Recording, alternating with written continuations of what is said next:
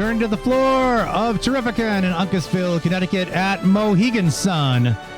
It's the Take12 podcast.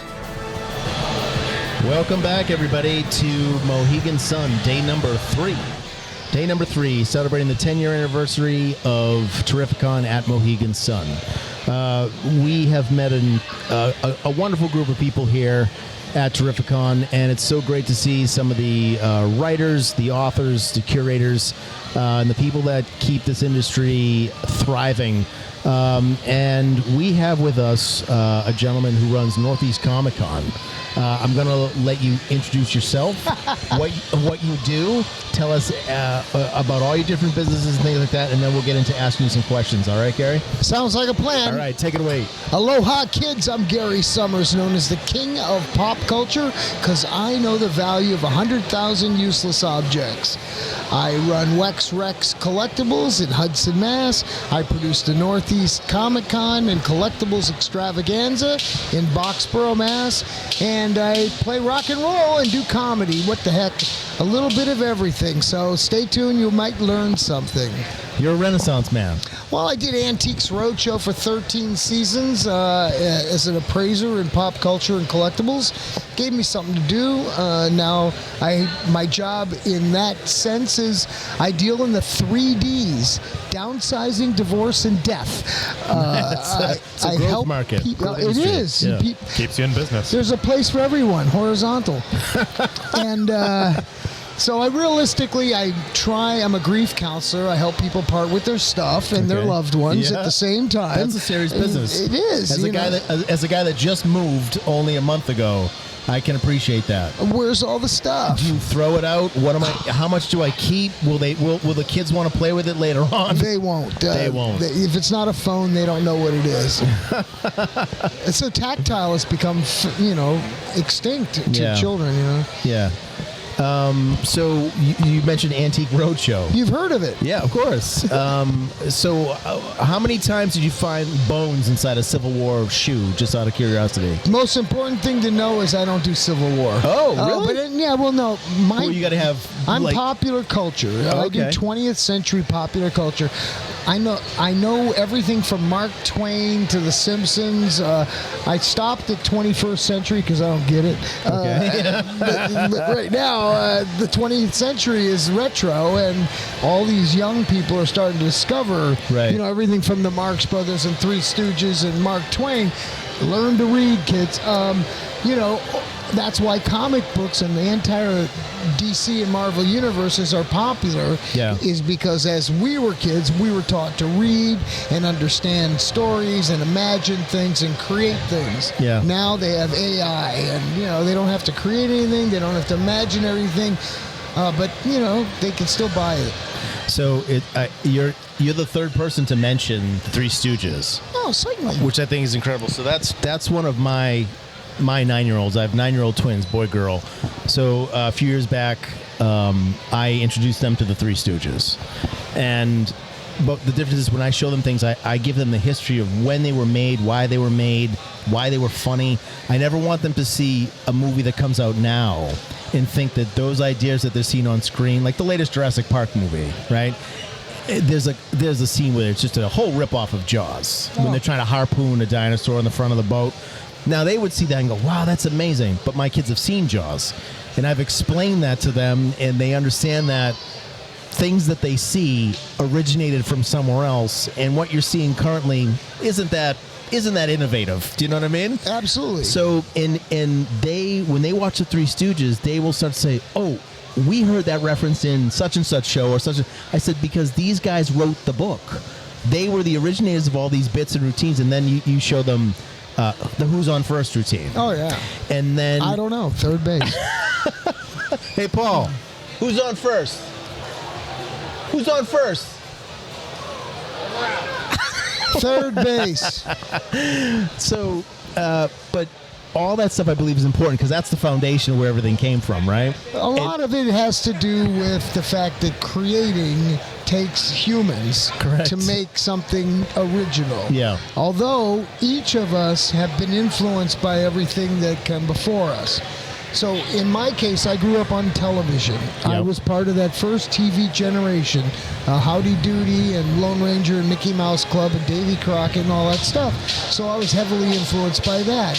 Where that next generation was brought up on all the earliest things they saw was Batman and Lost in Space and Munsters and Addams Family and cool. Yeah. Then the next generation was the Saturday morning cartoons and Banana Splits and H.R. Puffin stuff. I don't know what these poor kids are going to have for them because there's nothing that unifies their community as a child. You know, I mean, is it the Turtles? No, because that was the 90s and 80s. Right. So what is today? Oh, Pokemon? No, I don't think so, because that doesn't unify them. They think it's all about the money. Right. You know, my wife here is 34, and I showed her H.R. Puffin stuff and Sigmund and the Sea Monsters, and she's like, what were you kids smoking in the 1970s? Anything we could get our hands on. Yeah, that's your answer. That's your answer. And the tricky thing too is like you're talking about any of those originals, and now everything is moved to streaming, and now the streaming services only have the rights to these, and a lot of them aren't showing these anymore, so now it's impossible to find some of this content unless you have some of the original physical material. So some of those unifying elements not even accessible anymore from the older content and IP. And that's valuable now. That I think original hard copies of VHS and DVD and Blu-ray and Beta, if it's only available on a Laserdisc, buy it on a Laserdisc, because you may not ever be. Oh, then you got to buy a Laserdisc player. You know, it's part of the process. If you're really, there's a Raiders of the Lost Ark right there on. That's not Laserdisc. That's CED. God, that's a different system. Good. He's good, folks. So there's two systems that competed, just like in Beta and VHS, CED and Laserdisc. So you know. How many of those would you see like come through a shop? Well, my shop, I get those all the time. I pay $1. I sell them for $3. How many of those were manufactured, do you think? Only in the thousands. I don't think any of their titles went over a couple of thousand or so, because the market was just evolving and they lost. Right. You know, same the better laser discs. You know, that were really being produced heavily in Japan. Okay. So and those are much higher quality and also rarer. Right. So you know, it's just in the marketplace. What do you want to collect? How do you want to have your physical media? Everybody has choices, and so I think that's what's great about now. You do have choices. You can do streaming, you know, where none of the artists or any of the creators get paid a dime, but you know, you're not really caring because all you care about is getting it for free or cheap enough. Right. You know? So there's a problem there. A disconnect. I tell my kids all the time, because they don't have commercials. My kids don't have to sit through commercials, right? And a lot of times we'll intentionally watch things live because I want them to experience what we did. You know, I mentioned it the other day. During the Christmas season, you would be watching a Christmas special. All of the commercials in between the shows were Christmas themed. So you were immersed, like from November, you know, to January, in this Christmas element. Everything felt that way and made you feel immersed in that whole thing. When you watch a Christmas, it's like you've put it on, it's over. There's nothing else. They don't get to see any of the commercials that advertise toys or any of that stuff, you know? Maybe they stopped advertising toys. Once the laws went into effect about the crossover between commercialism and, you know, brainwashing children to buy G.I. Joe toys and join the army. You know, that all evolved during the 80s and stuff. So a lot of changes happened in broadcasting, and realistically that cost broadcasters because they lost the audience, right? And they can't get it back. It became disparate by being, oh no, we're watching Nickelodeon, no, we're watching Disney, no, we're watching all these different channels through cable, right? And cable kind of blew everything up to make advertisers have to choose. So instead of choosing to be on network TV because it wasn't a program that, you know, aimed at kids 9 years old, but all these cable channels, all the ad money went there. And the problem is with broadcasting in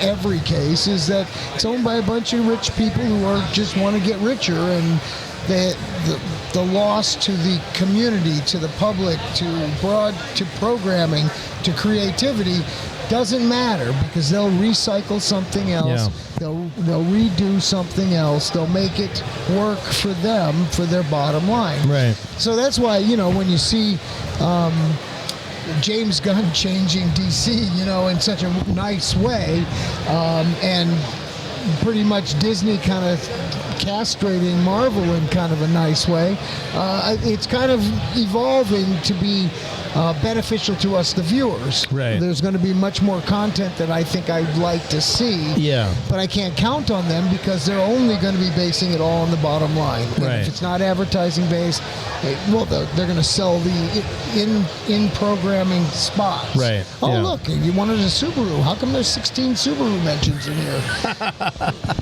Oh, watching movies. That's and I'll be only in Captain Marvel, brought though, to you by folks. Coke. Brought to you by Coke. Brought to you by Coke. Every time that it's on the scene. Well, I know. It's just like the White House brought to you by Coke. Cocaine. Wrong White House. Yeah. And I meant white. Anyway. Christ, I had a question there about. I'm No. sorry. I said I agree with you about the commercials and stuff. Like, why can't we? Can we have less commercials about medications and more commercials possibly about the products related to what we're watching? I'd like the kids to know to be able to sing the theme songs to the Smurfs instead of the friggin' jingle Eloquence. for Wugozi or Ozempic. They're whistling around the house. That's right? why I cut the cable. I actually finally, like 6 months ago now, I have been television free for 6 months, and it was because of us older people are inundated with that kind of messaging and stuff like that. But I don't need television to tell me what drugs to ask my doctor for. Right. But that's the only thing now I'm missing from television. Yeah. Oh, I don't know what drugs to ask my doctor for. Oh, geez, I don't know. What am I going to do? I got to think of a drug to ask my doctor for. Wait, turn on the TV. What drug should I ask my doctor for today? No. What side wrong. effects do I have? I need some new side effects. Wow, I think I'll take some LSD. I want ads no about one's- Super Soakers again. Can I get the Saturday morning cartoon ads on again? I just want to see people having fun with slip and slides and I Super know, Soakers. that was great. Sounds like a great time. I know. It was. Yeah, I think, realistically, us older people would rather see nostalgic commercials than, notification every day that you're about to die. You might as well take this drug. Oh, it's brutal. And Well, no, but I understand Trump's going to give us 1,500% discount on our drug, and more or less we're going to get it's going to be 1,500%. I'm going to give you 1,500%. I'm going to get paid to be a drug addict. Awesome. on the Coke. I'll give you all the Coke you want. Carrie Fisher's going to come in. She's going to be a spokesperson with her Coke fingernail, with her Coke spoon. She's going to take it to a galaxy far, far away up her nose. Coke, the choice of the 80s generation. Yes, it is. It's funny, too, because not watching live TV, it seems like there's a disconnect because a lot of the pop culture that we grew up with in the 70s and the 80s, a lot of the things we remember about are actually the commercials, maybe even not the TV shows. Absolutely correct, sir. That's what paid for those TV shows. Yeah. And so many retro channels exist on So many. YouTube for people to watch. And on cable and Yeah. on streaming. I mean, all these freebies that are being generated now because they need content. They need mindless people looking at mindless programming. Yeah. And that way they forget about what's going on in America right now. Yeah. So, not that I'm saying they should be paying attention. Pay attention. It's television. So along the lines of you talking about the collectibles, the physical memorabilia and everything like that. So Northeast Comic Con and collectibles extravaganza. So I found that Comic Cons are a lot like game stores. You go to your local game store and you go to this one and it focuses in Magic the Gathering. This one's focused more on comics. This one on board games. What is the focus of the Northeast? What sets that apart from the other Comic Cons? Well, I started Northeast Comic Con in 2010, but before that, back in 1984, I started the Collectibles Extravaganza because my goal was to try and aggregate the different niches. Like you said, there's comic book shows and toy shows and record collector shows and socks and shoes shows. I mean, everything else, sneaker shows, all these different things. So I aggregated them all together under the title of Collectibles Extravaganza. This is our 40th year producing that show. And it got so big in 1990, we were at the Bayside Expo Center, and I reunited the cast of Lost in Space. Everyone but Guy Williams. He died during the process of putting the cast together. But we did it, and 20,000 people showed up. It was like, it was this, but this was in 1990. Wow. And so it was all based around the 450 tables full of collectibles. That's how big of collectibles were. Not just comics, and definitely there were no Funkos. But there was Migos, and there was Star Wars. I mean, think about 1990. Star Wars, the last Star Wars movie, was only 7 years old. You were getting action figures for $5, still mint on the card, of Return of the Jedi. You know, Empire Strikes Back were 10. You know, original first movie, man, $30, you know, for carded figures that now sell for $10,000. So I kept that name and kept producing those events to aggregate the marketplace.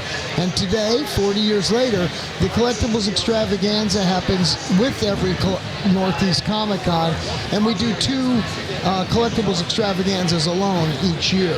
This year we have an October 4th and 5th Collectibles Extravaganza in Boxborough, Mass. B-O-X-B-O-R-O, Boxborough, Mass. And our Northeast Comic Con is always Thanksgiving weekend and the second weekend of March. So we try and give a cabin fever show and end of season show. And people love it. You should come out. You guys would love it. We absolutely will come out. That's our area. Our motto is it's guaranteed not boring and free parking. Those are solid mottos. 2 good things. I like both of those things. And I also have a new record out. Yeah, let's talk about the new record. All right.